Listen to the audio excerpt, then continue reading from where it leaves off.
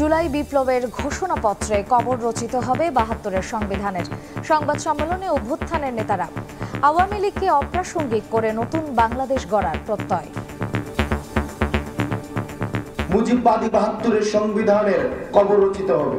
আওয়ামী লীগ নাৎসিবাদী এই দলটিকে সেখান থেকে বাংলাদেশে অপ্রাসঙ্গিক ঘোষণা করা হবে।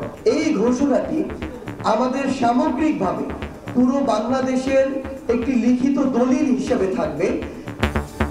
অভ্যুত্থানের কৃতিত্ব কারো একার নয় বললেন বিএনপি নেতা।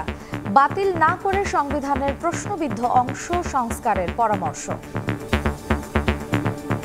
সংবিধান একটি রাজকথা নয়, ছুঁড়ে ফেলে দিলাম। ২৪-এর আন্দোলনকে কেউ ব্র্যান্ডিং করার চেষ্টা করবেন না, এককভাবে কেউ কারো দাবি করা ঠিক না। এতে কিন্তু জনমনে বিভেদ সৃষ্টি হবে, একের প্রতি অপরের বিদ্বেষ সৃষ্টি হবে। দেখছিলেন প্রধান শিরোনাম। সন্ধ্যার সময় সঙ্গে আছি আমি মার্জিয়া শ্রেয়া। এবারে অন্যান্য শীর্ষ সংবাদ।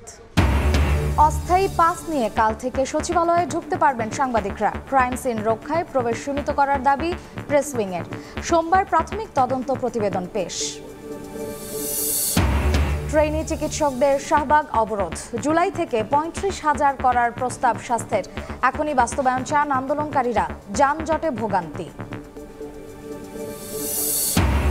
বিদ্রোহ নয়, পিলখানায় পরিকল্পিতভাবে ঘটানো হয় হত্যাকাণ্ড। নেপথ্যে ছিল ভারত। অভিযোগ শহীদ পরিবার সদস্যদের। সঠিক তদন্তে প্রকৃত দোষীদের বিচার দাবি।